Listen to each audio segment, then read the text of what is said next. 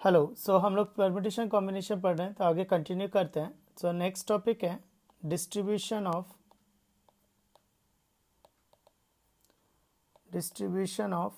Different objects.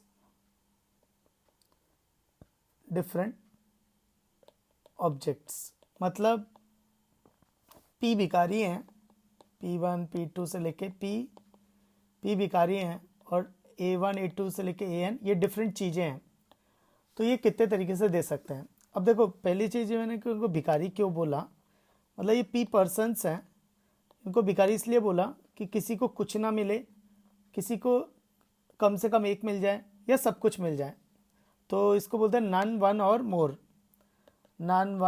मोर, यानी कुछ भी ना मिला और कम से कम एक मिल गया और सब कुछ मिल गया। तो इसको कैसे करेंगे, तो मैं कुछ एग्जांपल्स लेता कि भाई किस तरह से दे रहे हैं इनको। तो जैसे मान लो मैंने A1 इसको दे दिया, बची हुई सारी चीज़ें मैंने A2 को दे दी और इन बाकी को कुछ दिया ही नहीं।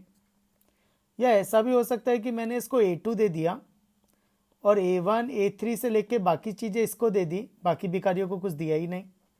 कभी ऐसा भी होगा कि मैंने इसको सारा कुछ दे दिया, बाकी भिखारियों को कुछ दिया ही नहीं। कभी ऐसा होगा इसको कुछ नहीं दिया, सारी चीज़ें सेकंड भिखारी को दे दी और बाकियों को कुछ नहीं दी। तो ऐसा कितने तरीके से कर सकते हैं। नेक्स्ट, यहाँ पर इनको भिखारी इसलिए भी बोला है क्योंकि चीज़ें भिखारियों के पास आएंगी, भिखारी चीज़ों के पास नहीं जाएंगे। गलती करके देखते हैं, मान लो A1 कोई चीज़ है और उसके पास P1 भिखारी आया और P2 भिखारी आया। अब दोनों को तो एक ही चीज़ नहीं मिल सकती, एक चीज़ एक के पास ही जा सकती है। तो इसलिए A1 या तो P1 के पास जाएगा या P2 के पास जाएगा या P3 के पास जाएगा या फिर वो लास्ट वाले के पास, किसी एक के पास जाए।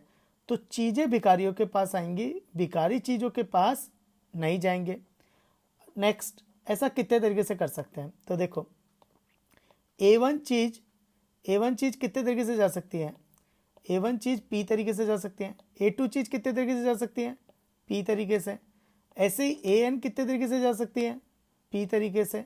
तो from fundamental principle of counting P⁻n, तो ये क्या हो गया, भिखारी रेस टू ऑब्जेक्ट।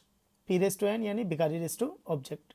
तो ये हो जाएगा भिखारी रेस टू ऑब्जेक्ट। क्वेश्चन में ये समझना ज़रूरी होता है कि ऑब्जेक्ट कौन है और पर्सन्स कौन है।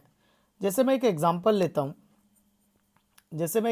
लेता हूँ कि मान लो 4 फिंगर्स हैं और 5 रिंग्स हैं। तो इसमें समझना होगा पर्सन कौन है, क्योंकि देखो अब ऑप्शन क्या क्या बनेंगे। ऑप्शन बनेंगे 4:4, 5:5, 4:5, 5:4। अब ये क्लियर है, ये दोनों आंसर नहीं हो सकते हैं, इन दोनों में से कोई होगा। और वो भी कैसे होगा, भिखारी रेस टू ऑब्जेक्ट P⁻n। तो पर्सन रेस टू ऑब्जेक्ट। तो इसमें डिसाइड करना होगा भिखारी कौन है, ऑब्जेक्ट कौन है। तो देखो, भिखारी और ऑब्जेक्ट कैसे डिसाइड होता है कि ऑब्जेक्ट भिखारी के पास जाएगा, भिखारी ऑब्जेक्ट के पास नहीं जाएगा। तो सपोज मैंने रिंग्स को भिखारी बोला और फिंगर्स को ऑब्जेक्ट बोला। तो सपोज अगर ये ऑब्जेक्ट है तो ये फिंगर्स के रिंग के पास जाएंगी। तो 2 फिंगर एक रिंग के पास चली गई। अब 2 फिंगर एक रिंग में तो जा नहीं सकती, रिंग फिंगर में जा सकती हैं। मतलब एक फिंगर में एक से ज़्यादा रिंग्स भी आ सकती हैं, ऐसे भी देख सकते हैं। तो इसका मतलब है ये पर्सन्स हुए और ये ऑब्जेक्ट्स हुए। तो आंसर क्या होगा, 4:5। या ऐसा भी देख सकते हैं, एक रिंग है R1 R2 R3 R4 R5। तो एक रिंग कितने तरीके से जा सकती है, 4, दूसरी 4, तीसरी 4, चौथी 4, पांचवी 4। Fundamental principle counting 4:5। तो 4:5 is the answer. Next topic है डिस्ट्रीब्यूशन ऑफ अलाइक ऑब्जेक्ट। ये था डिफरेंट ऑब्जेक्ट, नेक्स्ट है अलाइक ऑब्जेक्ट। तो डिस्ट्रीब्यूशन ऑफ अलाइक ऑब्जेक्ट, तो इसमें और उसमें क्या फ़र्क है। इसमें जो ऑब्जेक्ट्स होंगे वो सारे अलाइक होंगे, A N। तो N ऑब्जेक्ट्स हैं लेकिन सारे के सारे सेम हैं, पर भिखारी अलग अलग हैं, P पर्सन्स अलग अलग हैं। तो मान लो पहले कोई एक दे दिया, बाकी सारी चीज़ें दूसरे भिखारी को। ये नेक्स्ट इसको 2 चीज़ें दे दी, बाकी बची सारी चीज़ें इसको दी, बाकी इसको कुछ नहीं दिया, ऐसे। तो देखो डिफरेंट ऑब्जेक्ट में क्या हो रहा था, ये मैटर कर रहा था कितनी चीज़ें कौन सी चीज़ें किसको दी, कितनी चीज़ें कौन सी चीज़ें किसको दी। लेकिन अलाइक ऑब्जेक्ट में मैटर कर रहा है कितनी चीज़ें किसको दी, कौन सी चीज़ दी ये मैटर नहीं कर रहा, क्योंकि सारे ही अलाइक हैं। तो कोई सा भी मैटर कोई सा भी ऑब्जेक्ट दे दो, सेम ही है सारे।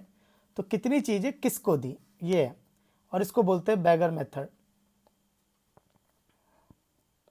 तो इसको बोलते हैं बैगर मेथड। तो मान लो n ऑब्जेक्ट हैं अलाइक और p पर्सन्स हैं, तो आंसर आएगा n plus P minus one C p minus one, n plus P minus one C p minus one, this is the answer. इसको हम लोग समझ भी सकते हैं, एक एग्जाम्पल से समझते हैं। मान लो 10 अलाइक ऑब्जेक्ट्स, 10 ऑरेंजेस हैं आइडेंटिकल, 10 आइडेंटिकल ऑरेंजेस हैं। तो 10 आइडेंटिकल ऑरेंजेस अपने को 4 पर्सन्स में बांटना है। तो आंसर क्या आएगा, 10 प्लस 4 माइनस वन सी 4 माइनस वन, यानी 13 C3, this is the answer. अब इसको मैं समझाता हूँ एक एग्जांपल से। तो 10 आइडेंटिकल ऑरेंजेस हैं, 1 2 3 4 5 6 7 8 9 10। तो 10 आइडेंटिकल ऑरेंजेस है, 4 पर्सन है। अब देखो इसको जनरलाइज भी करते जाएंगे, ये n हो गया, ये p हो गया। तो अब इसमें ना p minus one identical oranges add कर देते हैं, p minus one identical oranges add कर देते हैं। तो इसके हिसाब से कितना हो जाएगा, 3। तो 4 माइनस वन यानी 3। तो अपने को p माइनस वन ऐड करना है, तो 3 ऑरेंजेस और ऐड कर दिए। अब 3 ऑरेंजेस ऐड किए, अब इसमें से 4 ऑरेंजेस सेलेक्ट कर लो, 4 मतलब p, यानी p सेलेक्ट कर लो। तो 4, तो सपोज मैंने सेलेक्ट किया एक ये और एक ये। अब देखो जितने मैंने ऐड किए उतने ही मैंने 3 सेलेक्ट करने हैं, 4 नहीं करना है, 3 करना है। p माइनस वन जितने ऐड किए उतने ही सेलेक्ट करने हैं। तो p माइनस वन ऐड किए और p माइनस वन ही सेलेक्ट करना है। तो जितने ऐड किए उतने ही सेलेक्ट करने हैं। अब हुआ क्या, जितने ऐड किए उतने ही सेलेक्ट कर लिए, तो बचे ऑरेंजेस कितने, जितने पहले थे, यानी n, यानी 10 ऑरेंजेस। तो मैंने p माइनस वन ऐड किए, p माइनस वन ही सेलेक्ट कर लिए। मैंने 3 ऑरेंजेस ऐड किए, 3 सेलेक्ट कर लिए। तो पहले 10 थे, पहले n थे, तो अभी भी कितने हैं, 10 और n ही है। 1 2 3 4 5 6 7 8 9 10, तो 10 ऑरेंजेस हैं। तो मैंने p माइनस वन ऐड किए, p माइनस वन ही सेलेक्ट कर लिए। मैंने 3 ऐड किए, 3 सेलेक्ट कर लिए। अब ये जो 3 थे वो वॉल बन जाएंगी, और अगर ये वॉल बन गई तो एक ज़्यादा बॉक्सेस बनेंगे, एक ज़्यादा बॉक्स है। तो मैंने p माइनस वन ऐड किए, p माइनस वन ही सेलेक्ट किए, तो बॉक्सेस कितने बन गए, p minus one plus one यानी p। तो p माइनस वन ऐड किए, p माइनस वन सेलेक्ट किए, और वो वॉल बन गई, और वॉल बन गई तो बॉक्सेस क्रिएट हो गए एक ज़्यादा, तो p बॉक्सेस क्रिएट हो गए। ये देखो पहले भिखारी को 2 मिले, दूसरे भिखारी को 1 मिला, तीसरे भिखारी को कुछ नहीं मिला, और चौथे भिखारी को सारे बाकी के सारे मिल गए। तो 10 ऑरेंज कितने तरीके से बांट सकते हैं, जितने तरीके से ये सेलेक्ट होंगे। तो टोटल ऑरेंजेस कितने थे, 13। तो सेलेक्ट कितने करने थे, 3। तो ऐसा कितने तरीके से कर सकते हैं, 13C3। नेक्स्ट ये 13 कहाँ से आया था, n में p माइनस वन ऐड करके, और 3 क्या था कि जितने ऐड किए उतने ही सेलेक्ट कर लो। तो p माइनस वन, तो फॉर्मूला बन गया n plus P minus one C p minus one. तो जितने ऐड किए उतने ही सेलेक्ट कर लेंगे। ओके, सो नेक्स्ट क्वेश्चन है, एक man wants to buy 25 mangoes. तो 25 मैंगोज़ खरीदने हैं, अलग अलग वैरायटी के, 4 वैरायटीज़ हैं। तो मान लो variety 1, variety 2, variety 3 and variety 4। तो उसने हर वैरायटी के 4-4 मैंगोज तो खरीद लिए हैं, मतलब 16 मैंगोज ले चुका है। तो बचे कितने, 25 माइनस 16 9। अब ये जो 9 मैंगोज हैं वो किसी भी वैरायटी के हो सकते हैं, ये 9 मैंगोज किसी भी वैरायटी के हो सकते हैं। तो 9 हो गए अलाइक ऑब्जेक्ट्स, और 4 वैरायटीज हो गई, 4 पर्सन्स। तो फ्रॉम बैगर मेथड, तो फ्रॉम बैगर मेथड कितना आएगा, 9 + 4 -1 C4 -1। तो 9 और 4 13, तो 12C3। तो आंसर हो गया 12C3। तो इसमें लगा बैगर मेथड।